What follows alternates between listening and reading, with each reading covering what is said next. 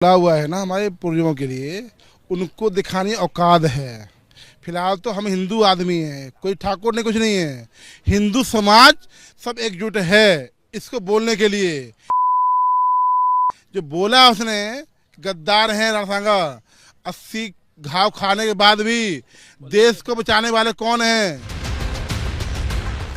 कमर में पिस्तौल, हाथों में अंगूठी और आंखों पर चश्मा पहने राज शेखावत से मिलिए, जिन्होंने आज नहीं तो कल राणा सांगा का अपमान करने वाले के घर में घुसकर हड्डी तोड़ कुटाई पिटाई का खुल्लम खुल्ला ऐलान कर दिया।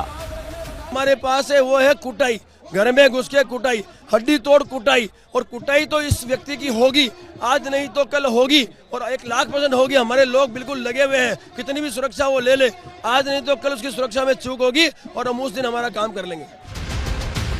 हालात को देखते हुए एमजी रोड पर सांसद आवास के रास्ते को पूरी तरह बंद कर दिया गया, क्योंकि समाजवादी पार्टी के सांसद रामजीलाल सुमन का आवास इसी रोड पर है।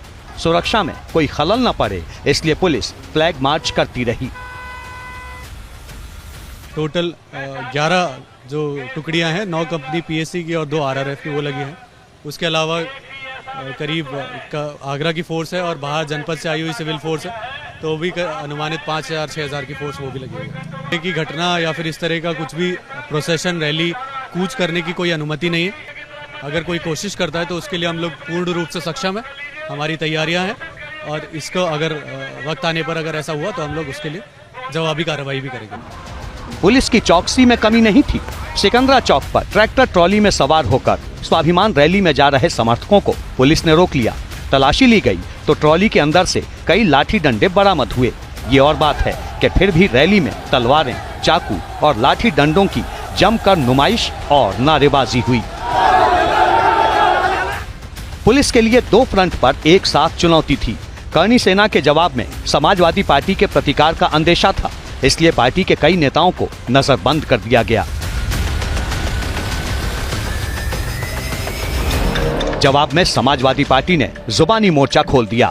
अखिलेश यादव ने करनी सेना को नकली और बीजेपी वाला बताते हुए ताल ठोका कि रामजीलाल सुमन या किसी भी पार्टी कार्यकर्ता का अपमान बर्दाश्त नहीं करेंगे। सम्मान और सुरक्षा से कोई समझौता नहीं।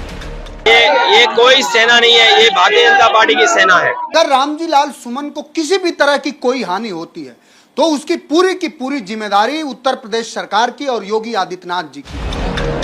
इधर बीजेपी ने भी स्वाभिमान रैली में तलवार लहराने का विरोध करते हुए कहा कि कानून को अपने हाथ में लेने का अधिकार किसी को नहीं।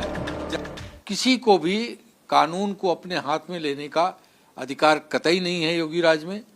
और जिला जो आगरा का जिला प्रशासन है वो इसकी जिम्मेदारी है कि अगर कहीं किसी ने कानून का उल्लंघन करके कुछ किया है तो उसके खिलाफ वहां का जिला प्रशासन कार्रवाई करे।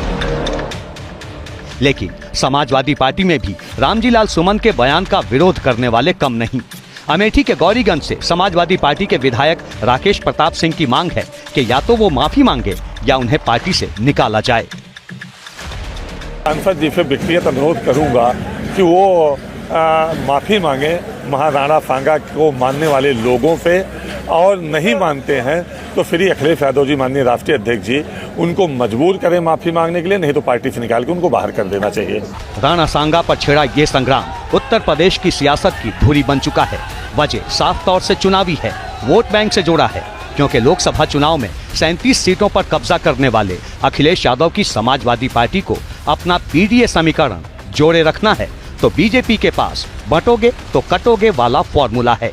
एक तरफ दलित वोट बैंक की मजबूरी है तो दूसरी ओर राजपूत वोट बैंक की जरूरत।